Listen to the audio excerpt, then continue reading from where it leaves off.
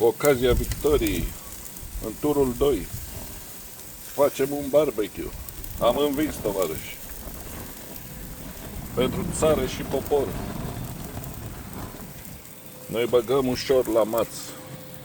Să vă arăt din toate unghiurile cum se bagă la maț. Elegant. Situația în agricultură este roză.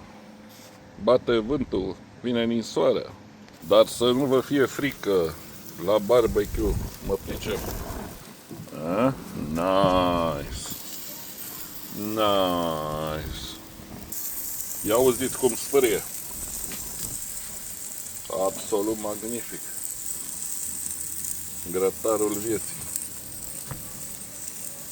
The barbecue of life. C'est tout pour aujourd'hui. C'est fini la comédie. No.